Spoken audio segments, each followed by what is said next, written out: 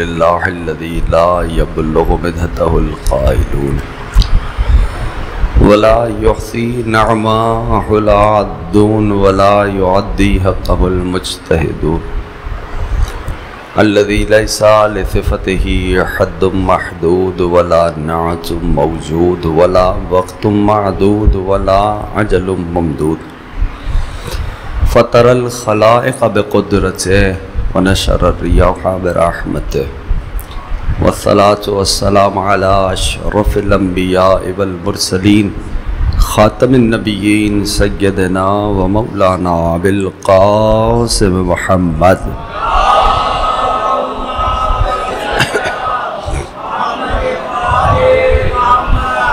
وعلى أهل البيت الطيبين الطاهرين المعصومين المظلومين المنتجبين المنتخبين الميامين أما بعد فقد قال الله سبحانه وتعالى في محكم كتابه والفرقان الحميد وقوله الحق وهو أصدق الصادقين بسم الله الرحمن الرحيم إن الله اصطفى آدم ونوحا وعلى إبراهيم وعلى عمران على العالمين درود بھیجے ملک محمد وآلہ.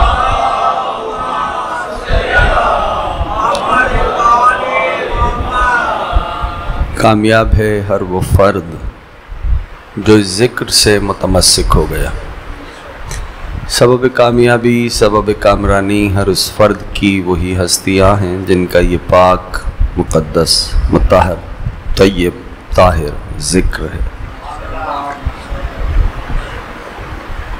1446 ہجری عشرہ محرم الحرام کی تیسری مجلس آپ حضرات اس امام بارگاہ میں سماعت فرما رہے ہیں. کل گفتگو تھی کہ پروردگار عالم نے انسانیت پہ انسانوں کی تخلیق پہ اپنی لاریب کتاب میں گفتگو فرمائی ہے.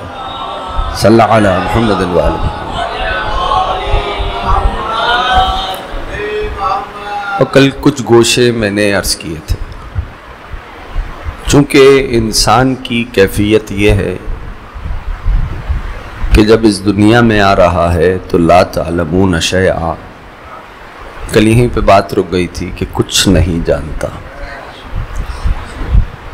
جب کچھ نہیں جانتا تو ضرورت ہے اور پروردگار عالم کا وہ اصول کہ جتنی بھی ضرورتیں ہیں اللہ نے ان ضرورتوں کو انسان سے پہلے خلق کیا ہے. توجہ کر رہے سارے؟ انسان سے پہلے خلق کیا ہے اور وہ ضرورتیں انسان کے ساتھ رہی ہیں. انسان چلا گیا ہے، ضرورت رہ گئی ہے. یعنی زمین انسان سے پہلے خلق ہوئی ہے، انسان بعد میں خلق ہوا ہے. پانی انسان سے پہلے خلق ہوا ہے، انسان بعد میں خلق ہوا ہے. پانی انسان کے ساتھ رہا ہے، انسان چلا گیا ہے، پانی رہ گیا. ٹھیک؟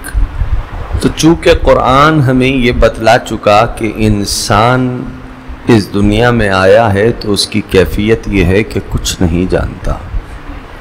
جب کچھ نہیں جانتا تو ضروری یہ ہے کہ پروردگار عالم ایک اہتمام کرے اور وہ اہتمام ہدایت کا اہتمام کہلاتا ہے.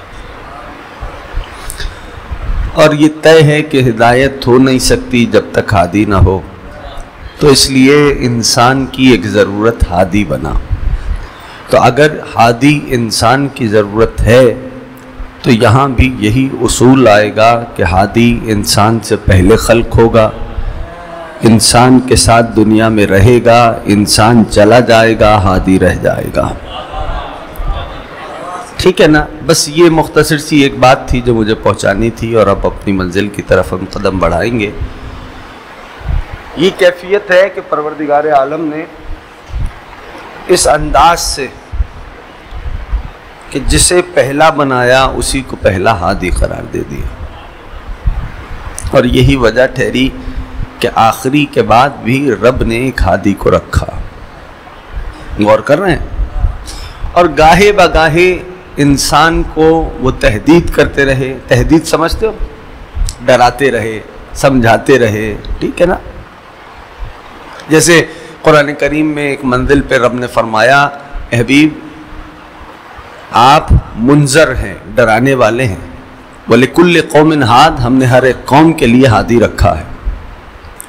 ٹھیک، ایک منزل پہ رب نے کیا فرمایا؟ تو انبیاء جو بھیجے وہ کس لیے بھیجے؟ تاکہ تہدید کریں، ڈرائیں، سمجھائیں کہ دیکھو یہ غلط ہے۔ جیسے مثال دیتا ہوں کہ اگر آپ تاریخ دیکھیں، ہسٹری، تو تاریخ بھی ایک بہرحال ایک شے ہے، اور تاریخ یعنی کیا؟ تاریخ واقعے کا بیان، ٹھیک ہے؟ آسان لفظوں میں اگر سمجھاؤں، اسی بات کو بڑھاؤں یا بدل دوں؟ تاریخ یعنی اللہم صلی علی محمد،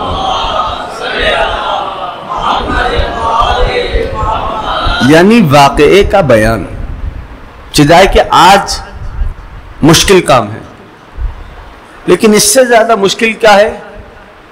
فلسفہ تاریخ۔ فلسفہ تاریخ کیا؟ یہ واقعہ کیوں ہوا، تاریخ کا انالیسس، تاریخ کا تجزیہ، یہ اس سے زیادہ مشکل کام ہے۔ اور یہ بھی ایک بات ہے، انورٹڈ کاماز میں کہہ رہا ہوں تاکہ بچے سمجھے، جوان سمجھیں، کہ ہم اور آپ بھی یہاں بیٹھے تاریخ ہی بنا رہے ہیں، اگر پہنچا پا رہا ہوں۔ یہ تو بعد میں طے ہوگا کہ کس کا نام اچھے لفظوں سے لیا جائے گا، کس کو برے لفظوں سے یاد کیا جائے گا۔ تو بھیجے مل کر فرمایا یا علی، تاریخ ہے، ٹھیک ہے نا؟ یہ ہسٹری اور تاریخ سے آشنا، اور اب میرے مولا، میرے سردار حضرت مولانا علی ابن ابی طالب علیہ الصلوۃ والسلام صلی اللہ علیہ وسلم، مولا کا علیہ السلام، مولا کا فرمان مقدس ہے کیا؟ تاریخ اپنے آپ کو دہراتی ہے، اور جس کی نگاہ تاریخ پہ ہوتی ہے اس کی زندگی میں غلطیوں کی گنجائش کم ہوتی ہے، چونکہ وہ تاریخ سے دیکھ کے اپنے آپ کو سنبھال رہا ہوتا ہے۔ یہی وجہ ہے کہ دنیا کے جتنے بڑے بڑے پولیٹیشنز ہیں وہ اپنے ساتھ مشیر کے طور پہ ہسٹورینز کو رکھتے ہیں، بڑے بڑے تاریخ دانوں کو اپنے ساتھ رکھتے ہیں۔ تو تاریخ سے مانوس ہونا اور آشنا ہونا بہت ضروری ہے بچوں کا، جوانوں کا، تاکہ اپنے آپ کو اسی طرح ڈھالتے ہوئے اور آگے قدم بقدم بڑھتے رہے۔ تاریخ کے اوپر اگر ہم بات کریں،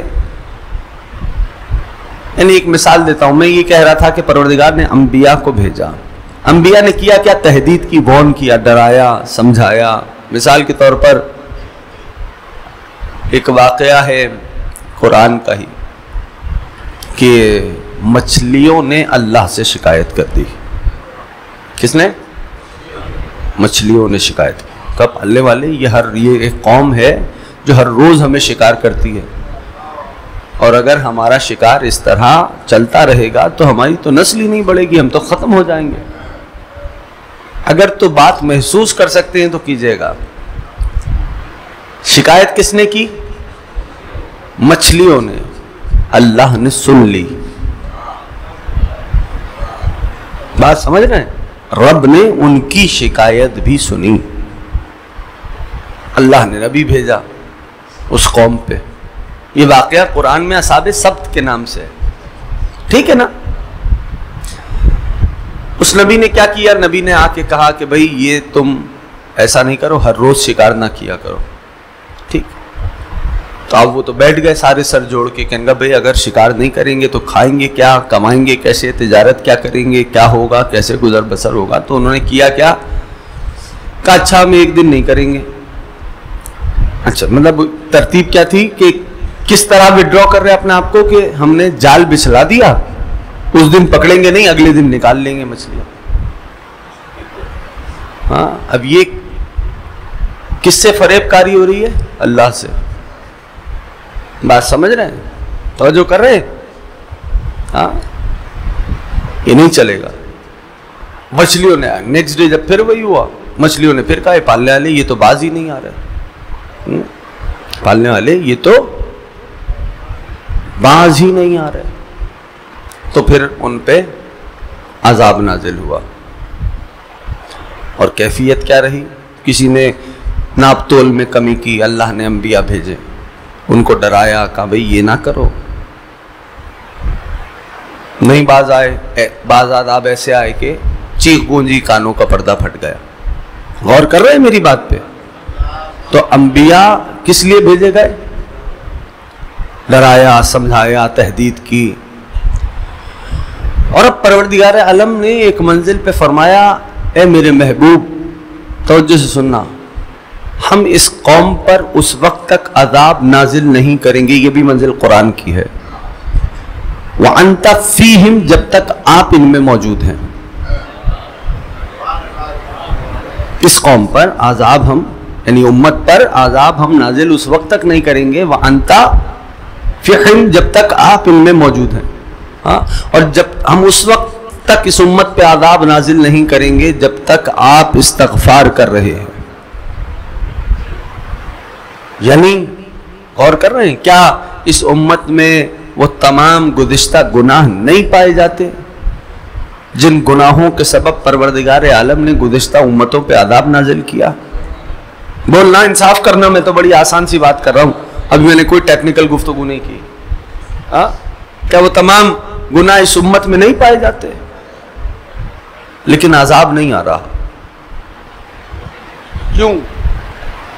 کیونکہ قرآن میں آیت موجود ہے ہم اس وقت تک اس امت پہ عذاب نازل نہیں کریں گے، وَأَنْتَ فِيهِمْ جب تک آپ ان میں موجود ہیں، جب تک آپ استغفار کر رہے ہیں. تو ماننا پڑے گا نا کہ کوئی ایسی زبان ہے جو مصطفیٰ جیسا استغفار کر رہی ہے، جو گویا اسی کی زبان ہے. ہاں تبھی تو عذاب رکا ہوا ہے، تبھی تو عذاب نہیں آ رہا. تو اس سے ایک اور بات پتہ چلی، یعنی کوئی ہے جو محبوب خدا جیسا ہے جو کیوں؟ اس لیے کہ میرے اور آپ کے استغفار میں اتنا دم نہیں کہ رب کے عذاب کو روک سکے. تو ماننا پڑے گا کہ کوئی محبوب خدا جیسی زبان آج بھی استغفار کر رہی ہے. ہاں تو اب اس سے ایک اور فلسفہ ہمیں سمجھ میں آیا کہ اگر کوئی تم سے پوچھے کہ تمہارا امام تو معصوم ہوتا ہے پھر وہ استغفار کیوں کرتا ہے، تو اس کو کہہ دینا تاکہ تجھ سے اللہ کا عذاب رکا رہے.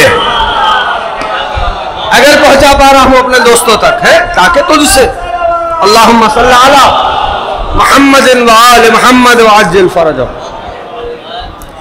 تاکہ تجھ سے رب کا عذاب رکا رہے. ابھی قرآن کریم کی ایک آیت ہے بسم اللہ الرحمن الرحیم وما محمد الا رسول، شاید سرسری کل میں نے اس آیت کو تلاوت کیا تھا کہ محمد کچھ نہیں سوائے اللہ کے رسول ہیں.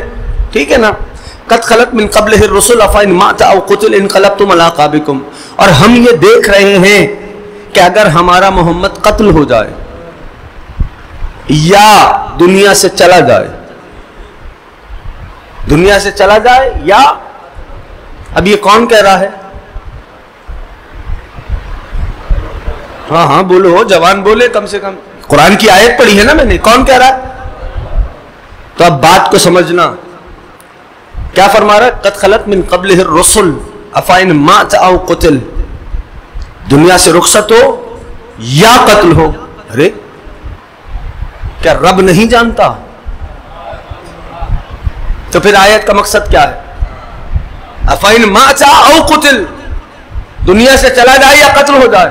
جب تفاسیر اہل بیت میں دیکھا تو پتہ یہ چلا کہ اگر محمد دنیا سے رخصت ہو جائیں اور علی قتل کر دیے جائیں تو تم سب کے سب اپنے پچھلے دین پہ واپس لوٹ جاؤ گے. یا صاحب زمان یا علی. اب ذرا آئیے ایک جنرل بیان دیتا ہوں. افإن مات او قتل انقلبتم علی اعقابکم، ہم یہ دیکھ رہے، وہ مخاطب اول یعنی جس وقت آیت نازل ہو رہی تھی اس وقت کی بات ہے. ہم یہ دیکھ رہے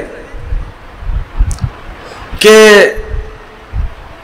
ہمارا نبی دنیا سے رخصت ہو یا قتل ہو جائے، تم سب کے سب پچھلے دین پہ نہیں، ایڑیوں پہ گھوم جاؤ گے اور پچھلے دین کی طرف چلے جاؤ گے، یعنی یوں ہی گھوم جاؤ گے۔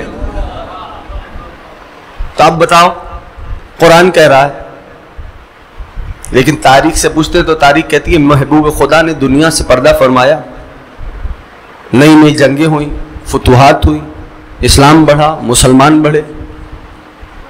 یہ تاریخ ہے نا؟ قرآن کہہ رہا ہے ہم یہ دیکھ رہے ہیں، غور کرنا، قرآن کہہ رہا ہے ہم یہ دیکھ رہے ہیں کہ ہمارا نبی دنیا سے رخصت ہو یا علی یا قتل ہو جائے، تم سب کے سب اپنے ایڑیوں پہ گھوم کے پچھلے دین کی طرف واپس چلے جاؤ گے۔ ارے کیا ماجرا ہے؟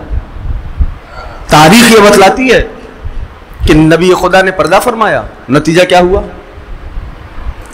اسلام بڑھا، نبی کے دنیا سے جانے کے بعد نئی نئی جنگیں ہوئیں، فتوحات ہوئی، نئی نئی قومیں تہذیبیں داخل ہوئی، مسلمان، اور آج دنیا میں غالب اکثریت مسلمانوں کی ہے ایسا یا نہیں؟ یعنی بڑی اکثریتوں میں ایک اکثریت مسلمانوں کی ہے۔ تو کیا کریں؟ تاریخ بتلا رہی ہے دین بڑھا، اسلام بڑھا، مسلمان بڑھے۔ قرآن کہہ رہا ہے ہم یہ دیکھ رہے ہیں کہ اگر ہمارا نبی دنیا سے رخصت ہو جائے یا قتل کر دیا جائے، تم سب کے سب ایڑیوں پہ گھوم کے پچھلے دین کی طرف چلے جاؤ گے۔ What does it means? اس کا مطلب کیا ہے؟ دو ہی باتیں ہیں، توجہ سے سن لینا، دو ہی باتیں، یا تو نعوذ باللہ من ذالک، قرآن کی آیت کا انکار کرو اور اسلام کے دائرے سے باہر چلے جاؤ،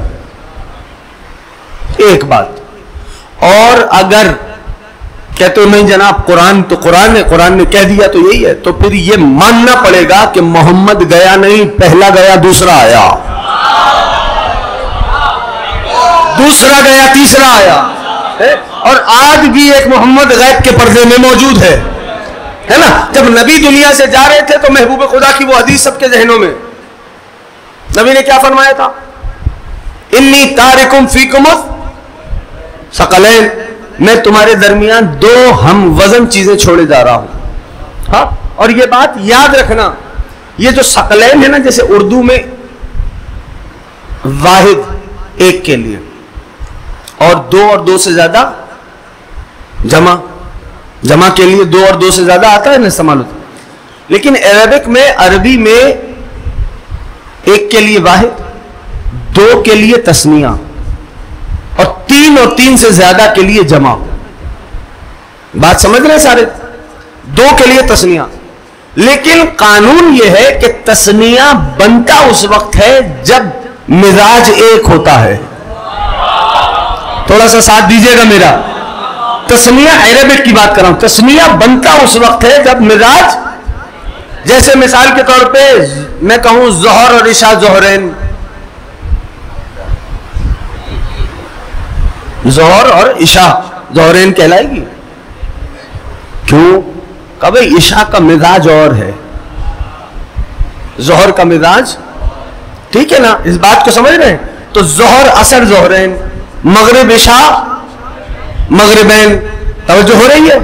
تثنیہ بنتا اس وقت ہے جب مزاج ایک ہوتا ہے۔ اسی طرح نبی نے فرمایا انی تارکم فیکم الثقلین، میں تمہارے درمیان دو گرا قدر ہم وزن چیزیں چھوڑے جا رہا ہوں، ایک اللہ کی کتاب، دوسری میری عطرت۔ جب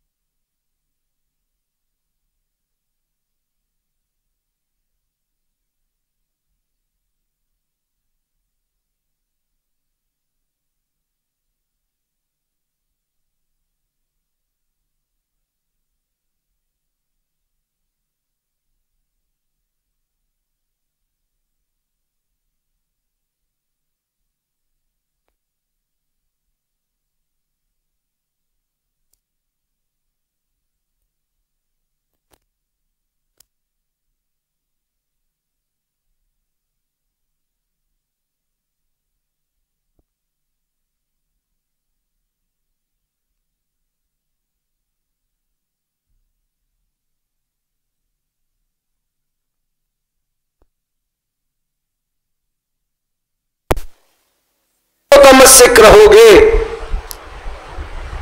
ہوگا کیا؟ لن تضلوا بعدی.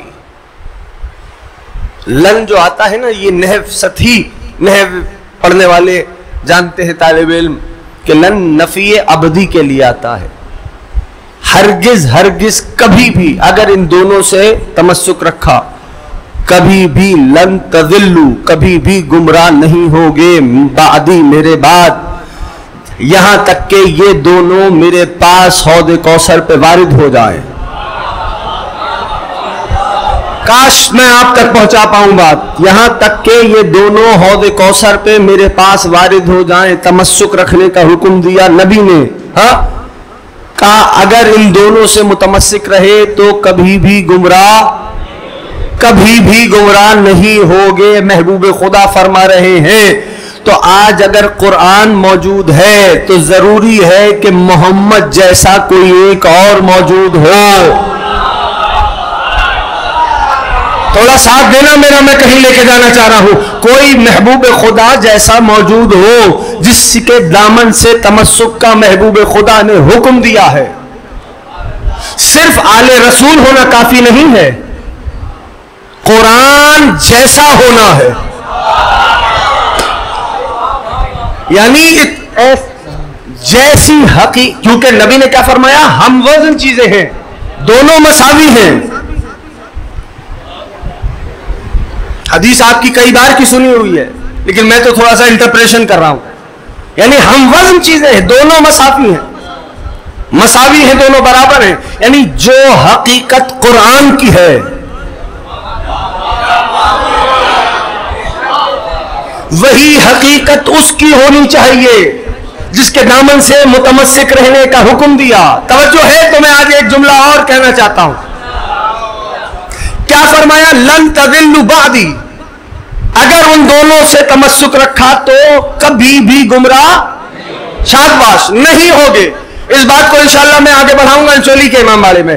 آج ابھی یہی روک رہا ہوں بات. کیا لن تضلوا بعدی، کبھی گمراہ نہیں ہوگے. ذرا قرآن سے تو پوچھو یہ ضلالت ہے کیا؟ قرآن نے ایک منزل پہ کہا ما دعاء الکافر الا فی ضلال. یعنی زال کا ترجمہ کیا کر دیا جاتا ہے؟ گمراہ ہے یا گناہ ہے. تو کیا کافروں کی دعا گمراہی میں ہے؟ بھائی دعا تو دعا ہے. کون کون ہے گمراہ؟ تضلوا ملضالین. غور کر رہے ہیں کہ وہیں سے لفظ نکلا ہے. نبی نے کیا فرمایا؟ اگر ان دونوں سے متمسک رہے تو گمراہ کبھی گمراہ نہیں ہوگے. قرآن کہتا میں بتا رہا ہوں ضلالت ہے کیا. قرآن کہتا ہے کافروں کی دعا گمراہی میں ہے، ضلالت میں ہے. بھائی دعا تو دعا ہے. تب مفسرین سے پوچھا تو انہوں نے فرمایا بھائی ادھر زال کا جو مطلب آیا ہے، ادھر زلال سے معنی ہے بے اثر ہے. تھوڑا ساتھ دو، میں اب کہنے لگا ہوں ایک جملہ. کیا زال کا ایک اور ترجمہ ہمیں پتہ چلا، وہ کیا ہے؟ سارے بولو گے تو آسان ہو جائے گا.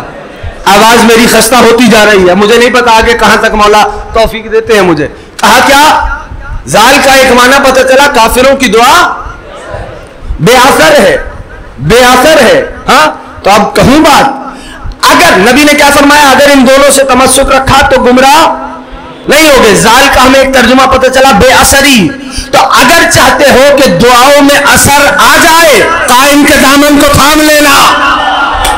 کیا صاحب اگر چاہتے ہو یا علی اللہم صلی علی محمد وآل محمد. نہ اس سے بہتر انداز سے مولا امام زمان کی خوشنودی کے لیے صلوات پڑھیں. صلی اللہ علیہ محمد وآل محمد. ایک اور آیت آ گئی پیش نظر، پڑھ دیتا ہوں میں. اَإِذَا ذَلَلْنَا فِي الْأَرْضِ، مشرکین کا قول اللہ قرآن میں لکھ رہا. اَإِذَا ذَلَلْنَا فِي الْأَرْضِ اِنَّ لَفِي، وہی ذال سے ہے ذللنا. کس سے؟ ذال، ذواد الف لام، ذال سے. لن تذلوا، یہ وہی سارے لفظ ہیں، انہی سے نکلے ہیں لفظ. کہا اِذَا ذَلَلْنَا فِي الْأَرْضِ، اِنَّا لَفِي خَلْقٍ جَدِيدٍ. اب دیکھتا ہوں کون کیسے سنتا ہے. جب ہم مٹی میں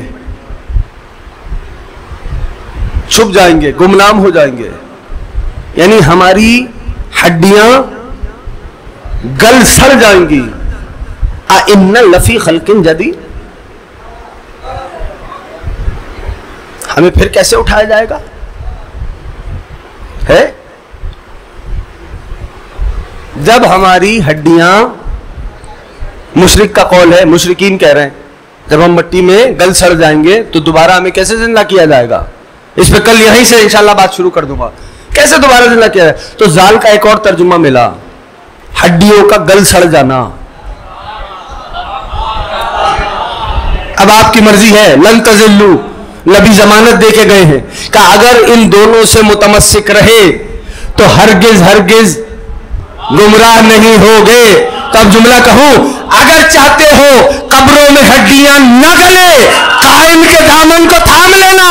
ارے جو ان کی محبت لے کے ان کے دامن سے متمسک ہو کے دنیا سے جاتا ہے، 1000 سال بعد بھی نادر شاہ جب قبر کھودتا ہے رومال ویسے ہی دکھائی دیتا.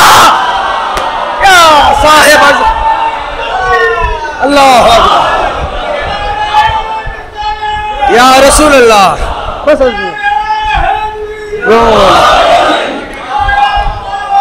اللہم صلی علی محمد وآل محمد. احسنتم. اب عبداللہ آپ کو نظر بس سے محفوظ رکھیں. پہنچ رہے سارے؟ تو کبھی قرآن دیکھو، قرآن ایک انداز سے معجزہ نہیں کہ پورا قرآن معجزہ ہے. قرآن کی آیت آیت معجزہ ہے. ایون بتا رہا ہوں قرآن کے عددی معجزات بھی ہیں. جیسے مثال کے طور پہ آیتی معجزات، وَكُلَّ شَيْءٍ أَحْصَيْنَاهُ فِي شاد باش امام.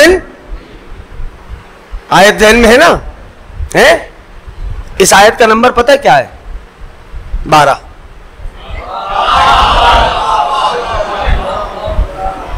غور کر رہے ہیں؟ تو قرآن کے عددی معجزات بھی ہیں. قرآن کا شان نزول اپنے اندر ایک الگ کیفیت رکھتا ہے. قرآن ہر انداز سے، ہر اینگل سے معجزہ. ایک انداز سے نہ سنو، ایک انداز سے نہ پڑھو. اس لیے قرآن بار بار دعوت فکر دیتا ہے. افلا تعقلون، افلا تدبرون، افلا تفکرون. کیوں غور نہیں کر رہے؟ کیوں فکر نہیں کر رہے؟ کیوں نہیں سوچ رہے؟ اب جیسے ترجمہ کرنے والوں نے ایک ترجمہ کیا وَوَجَدَكَ ضَالًّا، اور ہم نے آپ کو سورہ والضحیٰ کی آیت ہے، نعوذ باللہ من ذالک، گمراہ پایا. یہی ذال سے ترجمہ لے لیا تو ہم نے ہدایت کر دی. عجیب ہے. یہ تو دیکھو کس ہستی کی بات ہو رہی ہے. ٹھیک ہے نا؟ کل انشاءاللہ پیش کروں گا میں یہاں سے ہی آپ کو کہ یہ دیکھو کہ کس ہستی کی بات ہو رہی ہے. اس ہستی کی بات ہو رہی ہے کہ پروردگار جب قسم کھاتا ہے تو اس انداز سے قسم کھاتا ہے ایک منزل پہ، اے میرے محبوب آپ کی عمر عزیز کی قسم. اس انداز سے قسم کھا رہا ہے پروردگار. اور کیفیت کیا ہے؟ آپ ترجمہ کرنے والے کیا ترجمہ کر رہے؟ وَوَجَدَكَ ضَالًّا فَهَدَىٰ، ہم نے آپ کو ضال پایا تو ہدایت کر دی. عجیب ہے واللہ. یہ دیکھو کہ کس کی بات ہو رہی ہے عزیزوں، کہ ان کا حب لے کے جو دنیا سے جاتا ہے وہ ایسا ہو جاتا ہے کہ 1000 برس بعد بھی اس کی قبر کو کھولا جائے.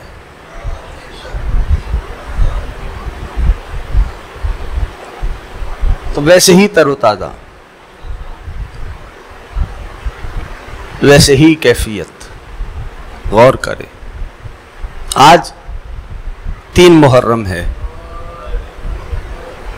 اور ہمارے ہاں بر صغیر میں ایک دستور چلا آتا ہے کہ ہر ایک تاریخ ہمارے بزرگ علماء نے عشرہ اولیٰ میں ایک ہستی سے منسوب کر رکھی ہے، اور یہ بزرگوں کی بتائی ہوئی تہذیب ہے. آج کی تاریخ ہمارے ہاں منسوب ہے حضرت سفیر حسین مسلم ابن عقیل سے۔ میں ایک اور جملہ کہتا ہوں، ایجنڈے پہ نہیں تھا میرا مولا ابا عبداللہ تاریخ آدم و عالم کا وہ واحد سلطان ہے کہ جس نے اپنی طاقتوں کو اپنے ہاتھ سے تقسیم کر دیا۔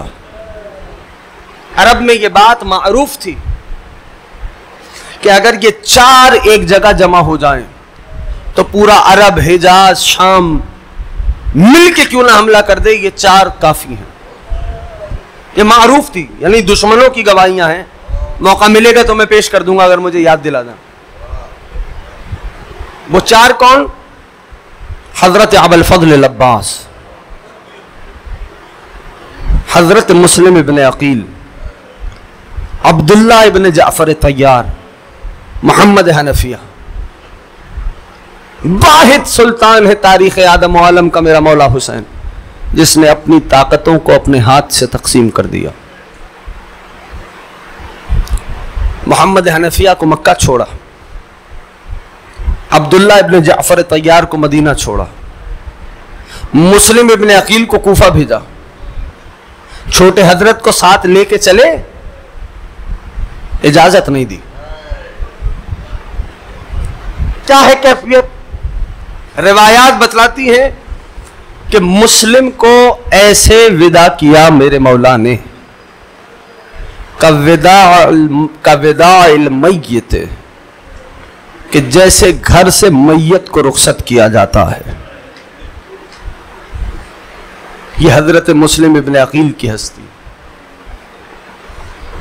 وقت گزرتا رہا، ساعتیں بدلتی رہیں،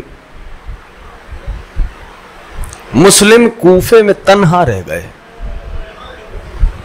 جو ہائے کر رہے ہو مادر سادات راضی، کوفے کی تنگلیاں تھیں، خدا جانے کتنے روز کا پیاسا تھا حسین کا سفیر۔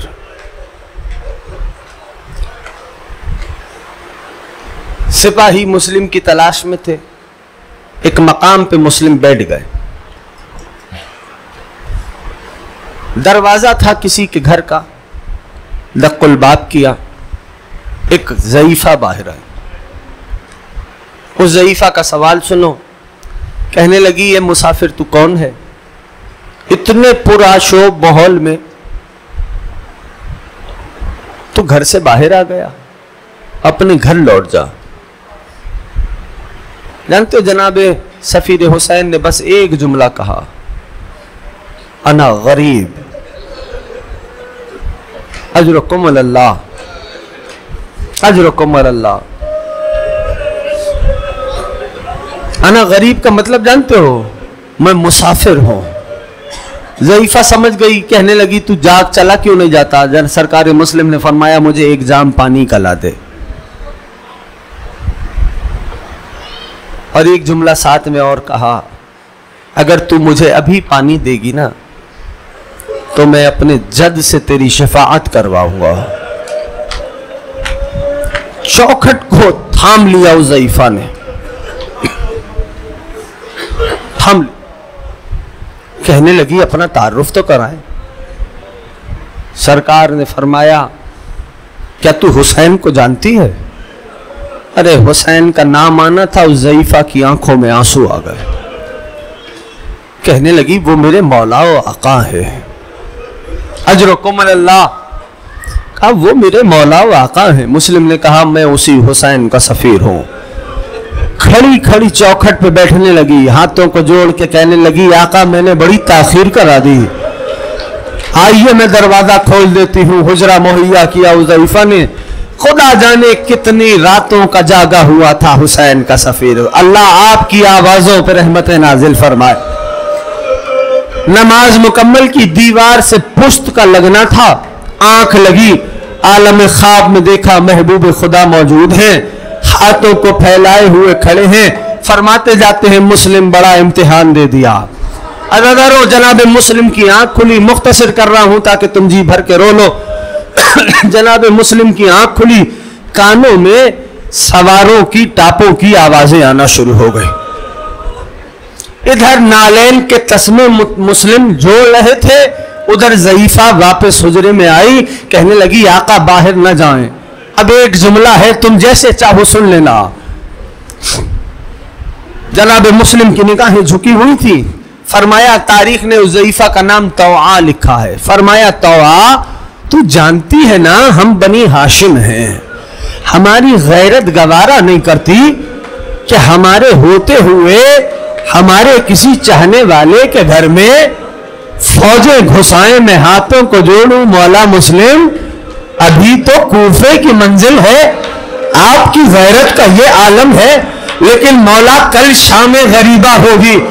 علی کی بیٹیاں ایک خیمے سے دوسرے خیمے میں، دوسرے خیمے سے تیسرے خیمے میں آواز دے کے پوچھتی ہوں گی سید سجاد بیٹا جل کے مر جائیں یا باہر نکل جائے.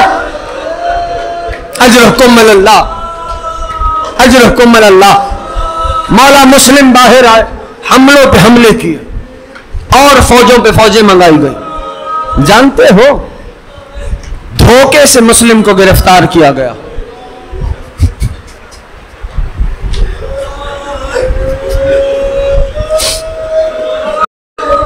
مسلم دربار جا رہے تھے، ہاتھوں میں ہتھکڑیاں، پیروں میں بیڑیاں، گلے میں توق.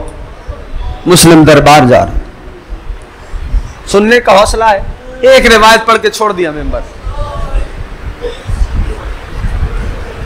ایک راوی آیا میرے مولا امام سجاد کے پاس، تھکنا نہیں خدا کے واسطے. کہنے لگا فرزند رسول ایک سوال ہے. میرے امام سجاد نے فرمایا پوچھ.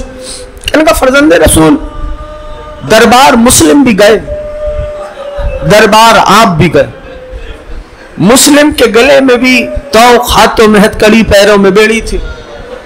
مولا آپ کے گلے میں بھی توق، ہاتھوں میں ہتھکڑی، پیروں میں بیڑی تھی، لیکن مولا سمجھ نہیں آتا مسلم جب دربار گئے تو مسلم کا سر اٹھا ہوا تھا، کس کو سمجھ آتا.